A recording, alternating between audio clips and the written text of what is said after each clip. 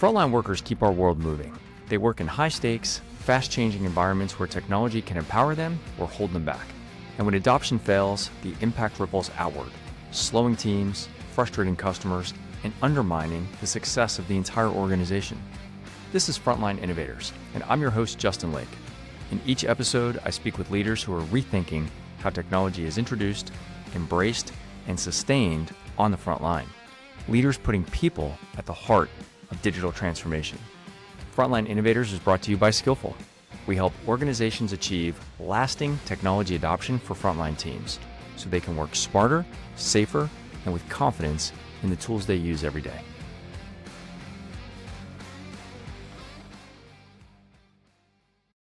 Welcome to Frontline Innovators Podcast. I'm your host, Justin Lake, and we've got a great episode lined up for today. Today's guest is an AI adoption strategist who helps organizations turn new technology into real, lasting behavior change. Her work sits right at the intersection of people and tools, making sure the workforce actually embraces the systems meant to support them rather than working around them. It's a perfect fit for a show about empowering frontline and deskless teams. Please welcome to the show, Janie McNeil. Hello, Janie. Hey, Justin. Thank you for having me. I'm excited. I'm excited about this too. You and I had a great chat about a lot of things, deskless, and about the area that you've grown up in and some of your family. We had just a great chat leading into this, so I'm really excited to share your stories with our audience. Let's kick this off as we do for all Frontline episodes, and I want to hear from you what you think is the biggest challenge, really, around technology adoption. When it doesn't happen, what is the biggest operational consequence inside the business? Yeah, I think the biggest operational consequence that you can have is one, you don't have people on board with what you're doing. So then that causes an issue with the people that are working in this space. It starts just kind of going everywhere, right? It's like you miss one thing and then everything starts starting to crumble. Maybe you don't see it in the beginning, but eventually you will see it. And so I think that the biggest challenge is if you don't get people on board in the beginning, and if they don't feel like they're part of the change with you and you're hearing them out and you're talking to them, then it goes all the way up to the C-level suites, right? Where at that point it becomes loss in productivity. They start seeing a loss in productivity. They start missing, people aren't using the tools that they were meant to help support them. They have now signed a huge contract that is cost them millions of dollars, but nobody is wanting to use it. And so it starts with a little thing. You think that it's not that big. You think that it's not that big of an issue. Like, oh, we'll just, send an email saying, hey, this is available now. And we're just going to let it run its course. But it doesn't quite work that way. And I think a lot of the times the adoption piece sometimes gets missed. And it's a space where people don't even realize that they're losing a lot of money, where they can simply just hire somebody to help with adoption. And it ends up being a whole heck of a lot cheaper than all the money they just wasted on a product that nobody's using, right? So that's my take on that. You talked about kind of the trickle effect, where it's not just at the point of the transaction, but all the downstream impact. Can we peel that back a little bit? Because I think that's Yeah. actually a really big deal. I think we just look at the individual and their interaction with technology or their compliance with a process, so we think it's just the effect happens at the same place the cause happens. And you just indicated that that's not entirely true. There might be an impact there, but that the effect happens downstream. Talk about that a little bit more. Where do Yeah. you see the effect? I mean, and it's prolonged as well. So you'll see it all around, even after the tool has been implemented, and even after people try to come back or a company tries to come back and save it, right? They forget to send maybe a survey, seeing if what they did to try and save it fixed the problem that they were going for, trying to get the communications and making sure that they get feedback that represents, okay, people actually got it, or people are just tired of us talking to them and trying to get them to use the tool. They just logged in, and then that was that, right? And then it marks them as them using the tool, right? So trying to find ways around it. If there's one thing we're going to do, I feel like, is that people are going to find a way around something, right? And so, yeah, I think the trickling effect doesn't just start when you forget to include the adoption into your projects, but it continues to trickle on after your project has been launched. It continues to trickle on after you try to save it. So there's also a space where you need to just make sure that everything is good for a few months before you can safely say, okay, people are actually using the tool. The tool is being adopted, or whatever it is being adopted, and we feel confident with the responses that we have now. Even though we may not have approached it the way that we were meaning to, it just gives you a space for you to go into the metrics and see what it is that maybe you can improve on and continue to improve, because at the end of the day, this product is probably going to be owned by a product manager, and that product can be easily looked at in that sense of, is it continuing to give us the rate of investment that we put into it? And if not, then that's a deeper conversation of, okay, C-suite executives are going to question, what is the value, right? What is the value of us having this product if the metrics that you're showing us aren't representing people actually using it and getting use out of the products that are being delivered? So yeah, I think I have a lot of experience in always trying to, or always having to show my worth, right? Because when it comes to adoption, you have to show the worth of the adoption, right?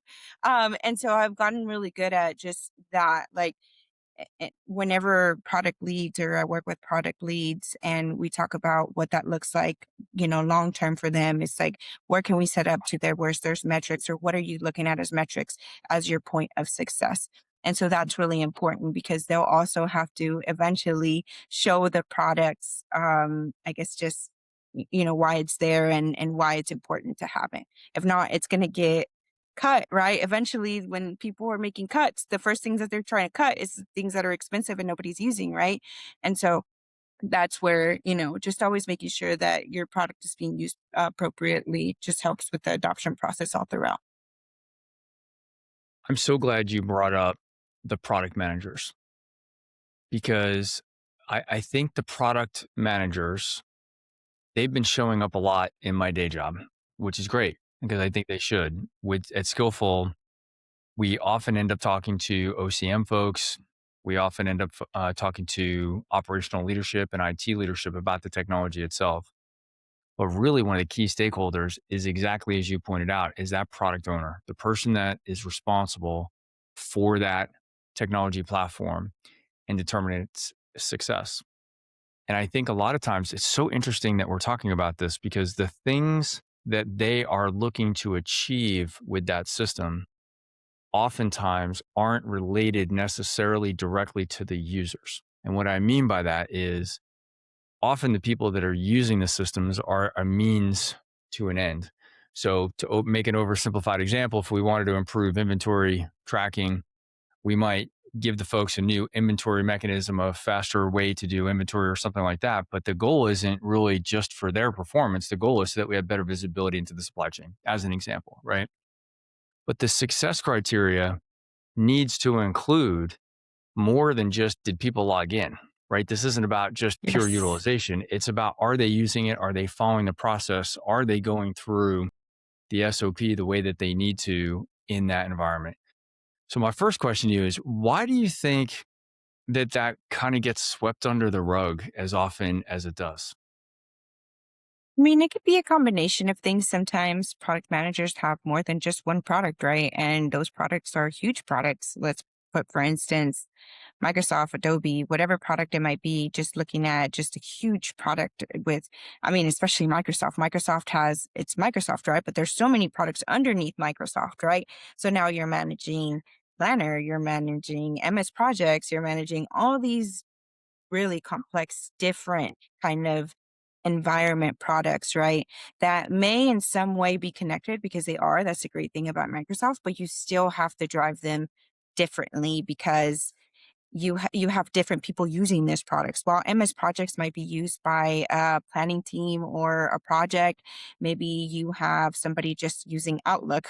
A new Outlook is a horrible thing everybody talks about now, and people are still trying to get a hold of how to use new Outlook.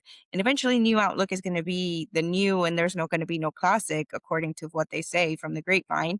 Um, but you have two completely different users, somebody that maybe is an admin that really heavily uses that product on an everyday basis because they have to support their level executive, because they have to support a whole team, shared mailboxes, distribution lists, whatever it may be, right? So they have to be an expert in that space. Then they have to be an expert in MS projects. And so when you compile so much into one specific product manager, it does tend to sometimes fall through, and it's not for fault of their own. It's just that there's just so much work between one specific environment like as Microsoft that it really does take a lot, right?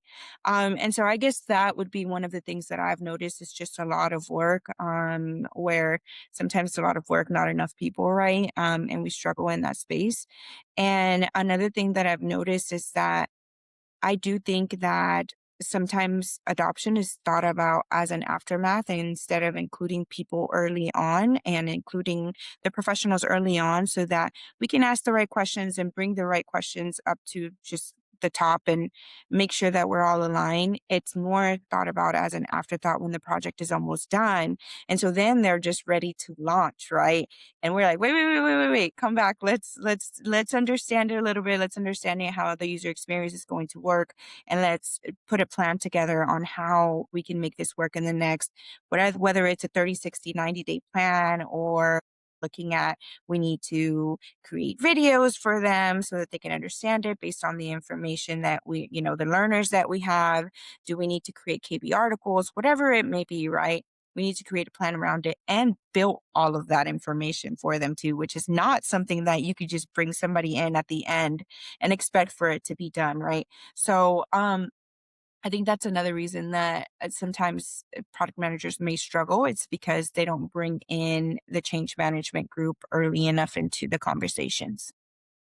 I think every OCM professional feels the same way that you do about the fact that other stakeholders tend to engage change management pros way too late.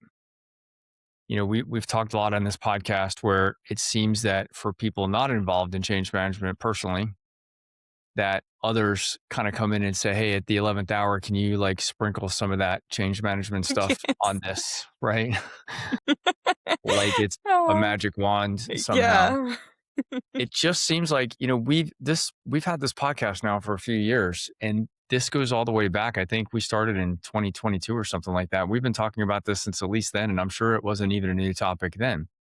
And it seems like we're Yeah. still having a hard time getting other, you know, stakeholders to kind of come into realizing that this needs to be built into the project plan and the budget from the earliest onset.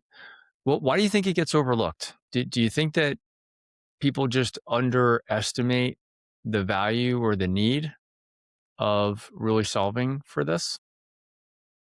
I think that it gets overlooked. I think it goes back into what I was talking about of always having to show your worth in that space. I do think that it got more overlooked before because maybe we didn't have as many, or at least I didn't feel like we had as many metrics as we do now. Like now we have so much data to show. It's like data that you don't even know what to do with it. That there's just so much data on who's clicking what, where they're clicking from, where they're going next, like the next three clicks. Like the data has just become so complex, and there's so much data now where we can really tell the story and kind of change our communications and our approaches based on the data that is being delivered, right? And so then that creates more of like, okay, like I see where you're coming from, I see why you're making those changes, and I see that there's the change that you made or that you communicated is actually creating an adoption of the product based on the metrics that you delivered, right? And so I do think that in the past maybe we struggled with it a lot more was because of that. And as I move into the future is something that I try to really instill in most of my projects. Like data is so important. And believe me, it was the thing that I hated to do the most. But a couple of years ago, there was a program that was run at the company that I was with, and it was called data literacy.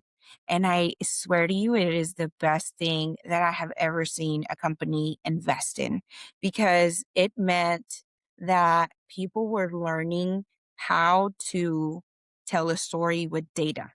It's already hard because you get overwhelmed with data, but they would literally show you how you can be better at storytelling with data.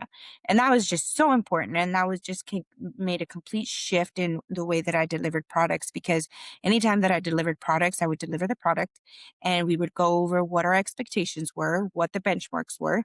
And then as we kept working on the project, we kept updating that from the 30, 60, 90-day plan, we kept updating 30 days after, this is what you see an increase. 60 days after, this is what you see an increase. 90 days after.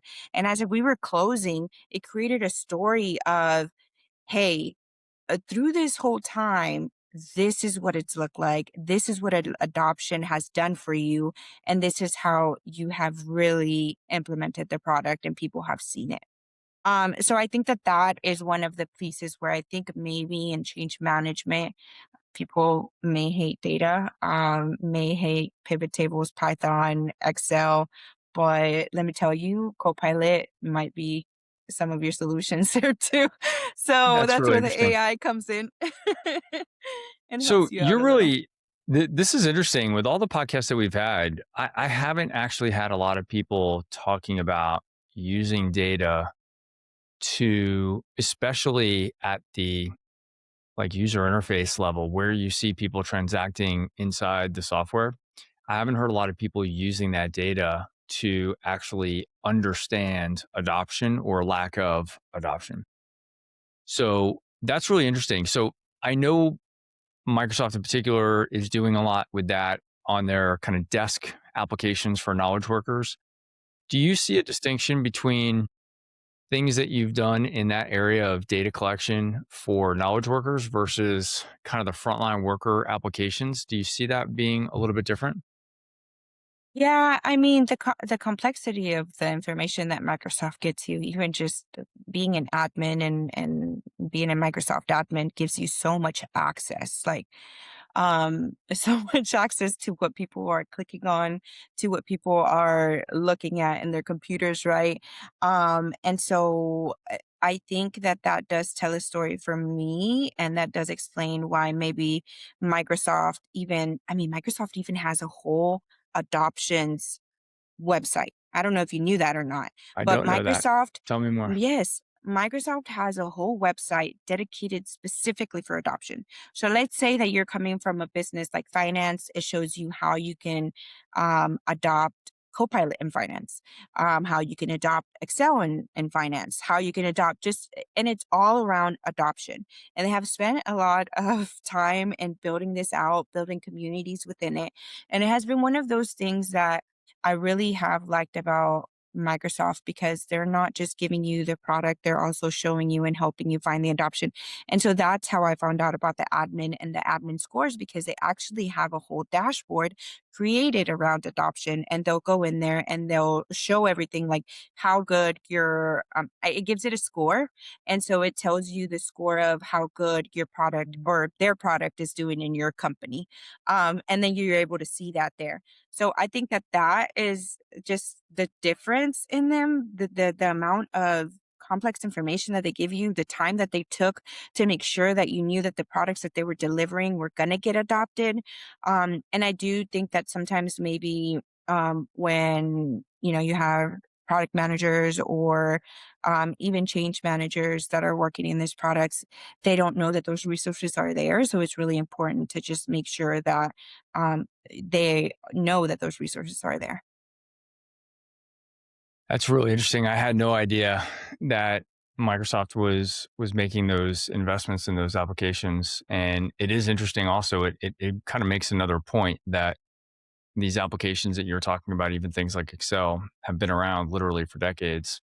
And yet we still have to focus on adoption all of the time. Like we can't just assume that everybody knows how to use it. As in most cases, and I'm one of them, I probably use 4% of what I could be using Excel for.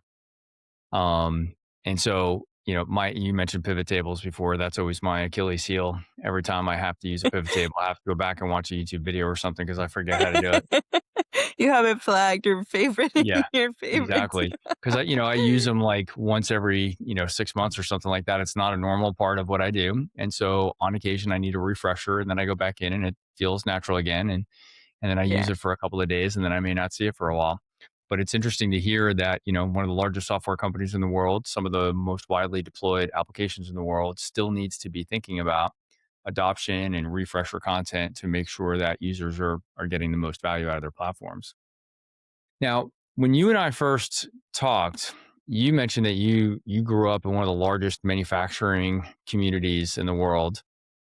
You talked a lot about being around a lot of, what we would call frontline workers today. How do you feel that the way that you grew up in the community that you've grown up in has affected how you think about supporting the men and women on the front lines through change?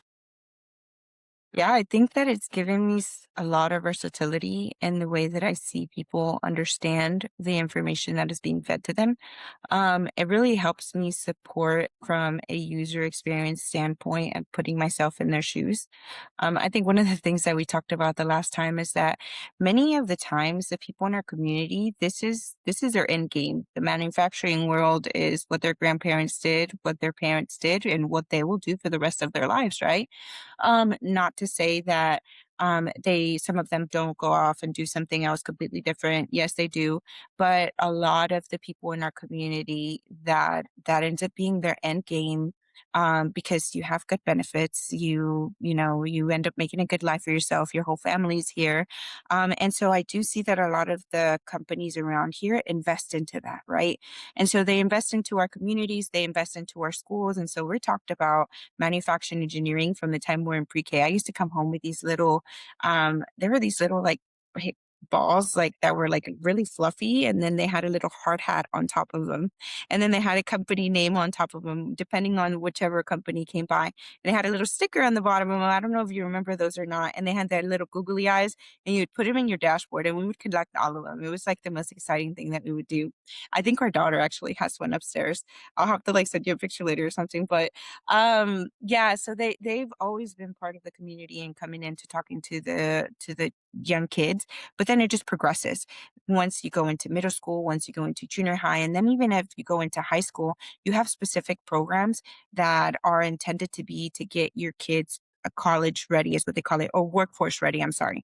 The whole Workforce motto ready. of the Right. school, yeah, the whole motto of the school is called workforce ready. So that means that they are taking welding classes in school. They are doing everything from vet techs, dog daycares, florists. Yeah. They have a little data center there. They have all sorts of things. And so that I think in itself really feeds into the type of people that we have in the community. Maybe this is what they want to do. Maybe they want to do a trade job. And if they want to do a trade job, these people may learn things differently and may have to grasp and understand things in a different way. So sometimes when we're coming, I've sat in some conversations where they're like, oh, just write this article and send it to them, or write this article and somebody will look into it. And I'm like, well, that's not the way people learn in that space. First of all, they're out in the manufacturing world, and you're talking about you're trying to teach them how to pull a sample of water from a tower so that you can sample it and send it off to the lab to be tested. You're either going to have to show them because they learn from hands-on training, or you're going to have to show them a video. And so over the years, a lot of the things that we've shifted to is like recording videos and creating videos and then editing those videos so that then they can show them in like safety meetings, and just make it available to them anytime, so that they can go back, watch that video, just like you said, YouTube, right? Even in the technical world, we have Yes. seen that the age of just videos is just amazing. And I mean, when you go back, isn't YouTube called like Poor Man's College? Like, I think my Yeah. husband learned how to put an alternator in our car from watching a YouTube video. So, all of that to say that people that are hands on and they're out in the field, this is how they learn. And no amount of white papers, KB articles, all of this information that they have to read, and it's probably in a super complex language because we love to do that to ourselves. They're not going to understand it, or they're going to have a lot of questions about it, right? And so I think that understanding that people learn in a different way and that that's okay. I think it's a huge way to get adoption because you have to be able to shift the learning experience based on the product that you're trying to get them to adopt or based on the people that you're trying to get their information to be adopted by. And I think we don't spend a lot of time in that learning space where like people find that having a learning specialist or learning and development specialist in those spaces with the change management, it's really pivotal in the way that people adopt those changes. But I think it's often treated, I agree, by the way, but I think it's often treated like it's some kind of luxury or it's like a nice to have instead Yes, of it is. being a strategic element to ensuring Yes, success. exactly. And I honestly think that L&D learn the learning and development person and the OCM work very well together. It's hand in hand because they might create a working document, right, that just explains everything step by step, but they do it from a learner's perspective, where we then go in and figure out a plan. So, how now that we have this experience plan, like how do we make it known to the people that it needs to go to, and how do we get them to adopt it? Um, and so, yeah, I think that they work very close in itself, but I also think that a lot of the times the organizational change management ends up or the change manager ends up taking some of that bulk of that responsibility of creating the content because there's just not somebody to do it. And in order for you to get a good adoption out of it, it would be for you to create those processes and that information. And so just imagine how much more work we would get done if one was just dedicated to one thing and then the other one was dedicated to just making sure the change actually stuck. But again, it's treated like a luxury, like you said. So this is interesting. Despite the fact that I lead a learning technology company, I don't describe myself as an L&D expert nor an OCM expert. So I'd actually like to just learn a little bit from something that you just said about where the lines of delineation should be drawn between the change management function versus the L&D function. And I think, there's obviously going to be some overlap if we were to put these on a Venn diagram on the whiteboard. I know that there'd be some overlap between them, but could you kind of share your take? If you could architect the perfect plan in your mind, where would you kind of carve out which responsibilities for each of those two professionals? Yeah, so I've worked with an L&D person in our group before, and it was amazing because I didn't feel like I had to do all of the work in the video creations and all that stuff. So what we did is that for instance, I'll take you to the process of what we did. She came forward to us with, we decided that the way that we were going to create an impact and change on this group, we assessed it before we brought her in, was that by creating a video explaining how Copilot worked, that was gonna set us apart and get people to adopt it when using it for communications. And so what we did is that once we knew what the plan was moving forward, so as the OCMs, we decided what that plan was moving forward and what it meant for us to be successful in the change based on our audience. We then brought her in and we were like, hey, so now we need help creating this video that really kind of helps people like they're just watching the video and clicking through and understand what it is that we're trying to do and what they can accomplish with Copilot. And so she's like, okay, great. Yeah, here's a document, fill it in like you would just answering any questions. It was literally a list of questions in one side. And then the other one, she's like, give me some illustrations if you can think of them. If not, we'll meet together and we'll go over it. She made it super easy. which I think that's what learning and development people are meant to do, right? They know how the brain works. They know how things need to be structured. They already have a structure in place. You just have to follow their process. And so we worked through it. We met up maybe like 2 times. We finalized it and we felt good. Well, about a week later, she comes up with the first draft, and I was like amazed. I was like, how did you create that in like whatever time? She's like, oh, it was nothing. I was like, it is not nothing. Okay. So then we move on and we make, final edits. Like this maybe should maybe be a little bit longer. Maybe we can add a link at the end, whatever. We make the final changes. She goes back, she delivers it a week after. We're done. We just deliver it via the plan that we had already discussed as change management, and we delivered it through the appropriate channels, and then that was that. And so it was just so simple. And that's what I'm saying, that we didn't have to go back and forth with so many people. We didn't have to get an email, respond 2 days later, and then a project that's supposed to take 2, 3 weeks takes like 3 months. Right. And so I think that's what people don't understand sometimes in a business standpoint, is that if you have the key pieces in those spaces, then it really does save you time, because it goes from a project lasting 3 months and you paying salaries for 3 months for all those people working on that, to you just doing it in 2 weeks or a month, let's even say, by the time you send out all the communications and you're done and you move on and you get into another project, right? And so I think that's where there's maybe a little bit of gap, but I do think that it's really easy to work. At least people that are in this space, I think it's really easy when you work together. You just have to know when to bring them in. And I think because you're so conscious of being brought in at the end with product managers and them needing change, you're a little bit quicker to understand that, hey, this is when we need to establish, like, I don't need to create the whole thing and then bring her in. I need to bring her in once we've established this is the path that we want to take, and then let her take the lead and do what she does best, right? Or what they do best, whoever it is. And so yeah, I think that that's just the easiest way that I've been able to manage some of those projects. You just mentioned something that I have seen happening a lot lately. I think more this year for some reason, that the teams that we're talking to are delaying the documentation and training, content creation, and the change management communication plan because their hair is on fire trying to build out the actual platform itself. And I think they are already inundated, probably behind, probably over budget. And so they're pushing these other essential elements, they're pushing them further and further down the road, which means that time and budget's going to continue to get compressed at the end. And so it seems like it's like watching a car accident that's about to happen in slow motion before it actually happens. Like, they're not going to be able to steer out of the way. You can see it.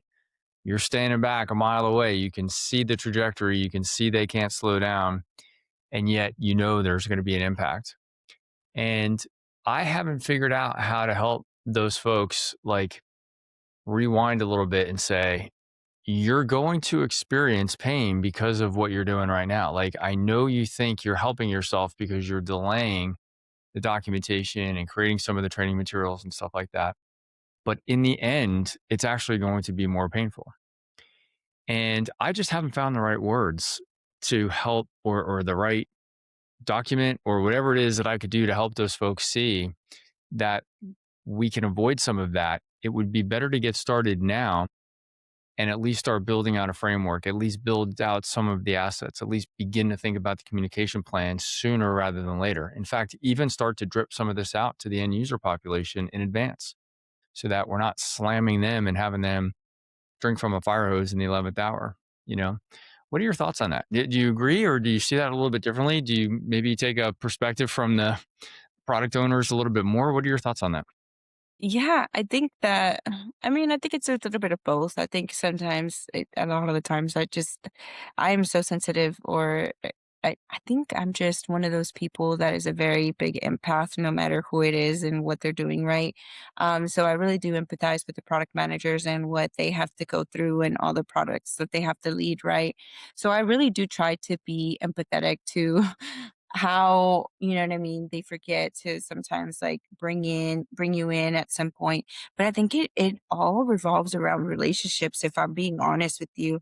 And I feel like maybe in the beginning we might start off, let's say that I'm starting at a new company. They don't know me. I mean, they don't know me. I don't know them, right?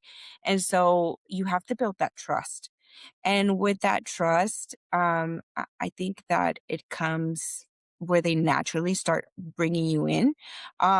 It's a little bit more different when you're just consulting and they never really get to experience you at a full time, like they know that you're in the company and they can just reach out to you. But even at that point, I try to make it clear that I'm there to support, that I can support in any way.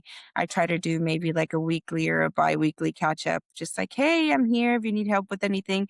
Just pointing like, hey, put me in, coach. Like I'm here, right? So Yeah. trying to keep that just open line of communication and saying, hey, I'm here, I can help you. You don't feel like you have to carry it all. And sometimes even then, they're so overwhelmed by everything that they don't even they feel like it's so much harder to explain everything to you for you to catch on than it is for them to just keep going the same trajectory that they're going, right? And so that's where I start kind of like adding myself in situations where I'm like, hey, do you mind adding me to your meeting? I would love to just kind of listen in, listen to where you guys are at the project. Like maybe I can help offload some work and start working on some of those pieces together. And we don't even have to meet for you to explain a product. I could just kind of jump in. And I always say I'm really good at listening and making sure that I understand like what you guys are trying to do. You won't even know I'm there, which I lie because I talk too much. But Yeah. I do think that being just that open, I think that's another thing that really is stressful for them, where they feel like it's just going to take too much work for me to explain it. I'm just going to do it. And I feel like we see that in everyday work. Like sometimes we don't allow people to do what we do and like transfer the workload because we're like so overwhelmed with just, it takes me 30 seconds to do it. I'm going to have to teach you for 30 minutes. But if you just teach somebody for 30 minutes, then you don't ever have to do it again, right? Or you don't have to worry about that piece. And so making sure that they know that without me bluntly saying that and just making myself available, I think is the only way that I've been able to just kind of wiggle my way in there and understanding their products and making sure that I can, help out whenever I can. I think that, and also a good conversation with your leader. If she says, or he says, or whoever says, these are the projects that fall under your change management, then I just kind of stay nearby and I hover over a little bit and just be like, "Hey, do you need anything?" And that helps. Right. Yeah, I think you're onto something with that overwhelm that ironically causes people to take on more rather than shed, some of that responsibility. I'm working with a product owner at a major global company right now. He's trying to roll out new technology in 2027. I don't remember the exact number, but it's thousands of people on the back end. But he's got a gate process that he's got to get 60 people on the platform this year to get the next phase of approval. And he is like taking phone calls from people around the world at 2, 3, 4 o'clock in the morning and doing like one-on-one tutorials with them, kind of Oh, holding their bless hand his to get heart. them to that process. I know. And Yeah. so I think what you just described, I think describes him. I think he's overwhelmed. He's determined and, Mhm. he wants to be successful. He's going to figure this out no matter what. But instead of perhaps delegating some of that to others, he's taking it all on himself. And I think it's almost like this self-fulfilling prophecy because he's so busy doing the one-on-one handholding that he doesn't have time to delegate the work to others. But Yeah. because of that, he's ending up having to do calls at 2 o'clock in the morning. And I think, of course, from our perspective, we can give him a platform that will help support some of that, so that we can deliver that type of knowledge asynchronously to people around the world all the time and take out a little bit of the workload for those people. But I also think it's just the planning phase, as you talked about, like the sooner we can get started, the sooner we can start to build those materials out and hopefully make it less overwhelming in the 11th hour.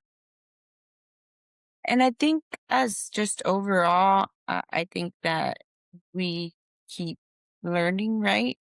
And so one of the things that might be beneficial for, because I've struggled with it too, is, and one of the things that was told to me was leaders know how to delegate.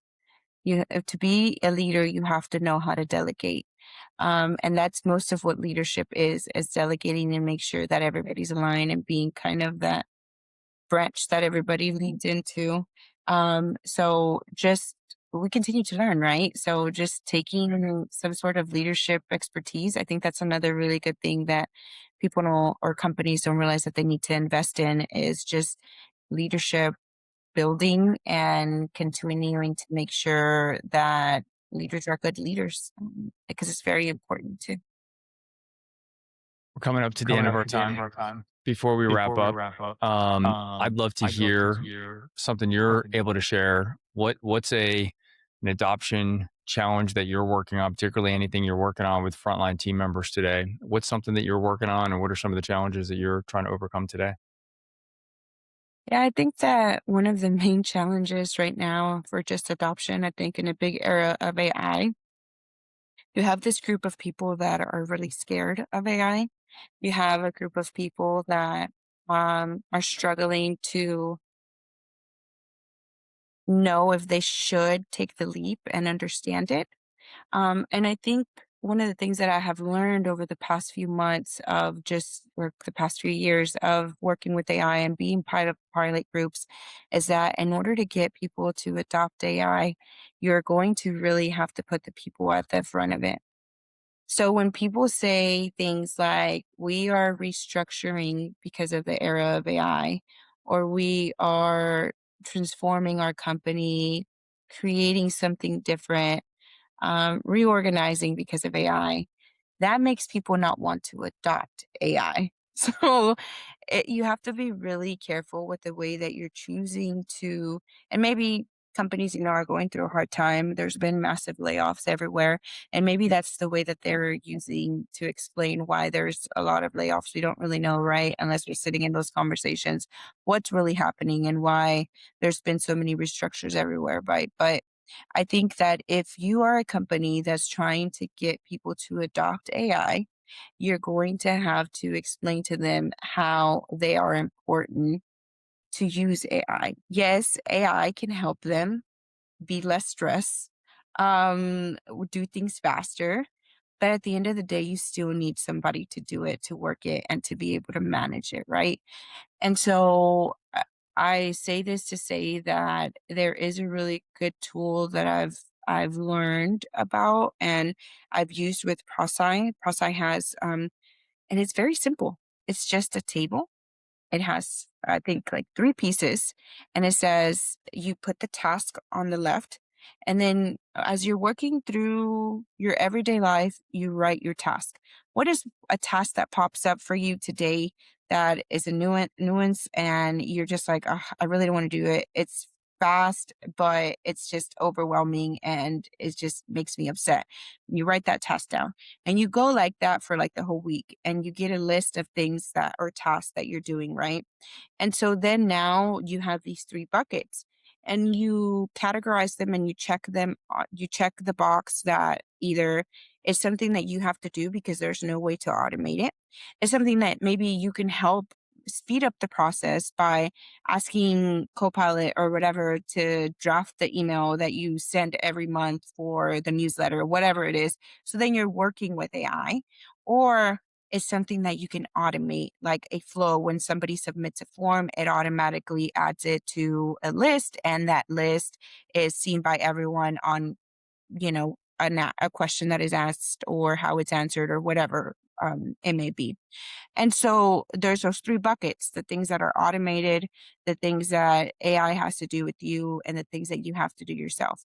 And so that it goes back to being able to, one, showcase your work and or your worth and be like, okay, this is what I own. Like I still have to be here to do this role, right? But this is how I can adopt AI and this is how we can work together and make my life easier. And then this is what I can just set off because it's just something that can be set up once and then I don't have to do it ever again. And I can focus on something else. And so if there is something that I would tell companies right now that are going through AI and a lot of change there is that you are going to continue to get people that are not going to want to use it. And if you don't create systems where you make them understand that you see their worth, it's going to be a really big struggle to get the people that you want to use it, right? Um, and maybe at some point they'll be like, oh, we're just going to get rid of everybody that just doesn't want to use it. Like, if you can't use it, um, and if that's the company that wants to do that, then I mean, there's nothing that we could do in that space. But if you want people to adopt it with peace and continue to see, growth, I think I can't remember what company just recently did it where they invested instead of letting go of people, they just invested in the education of AI. And that's what you do, right? You help support the people so that they can grow in that space. Since they already know all your processes, they already know everything. It would be so much more expensive to reteach somebody else with the expectation that they would just come in knowing AI. Maybe they do, but they don't know the processes that your people have been working on forever, right? And so that's kind of my spiel on what I see a lot of people struggling with AI adoption and maybe how they can use a people center approach of, hey, like just have a conversation, make it not just seem, but make them understand that there is worth to the value, that there is worth to the work that they do. And they need to continue to be able to evolve. Like I said, we'll continue to grow in our careers. There's always personal developments.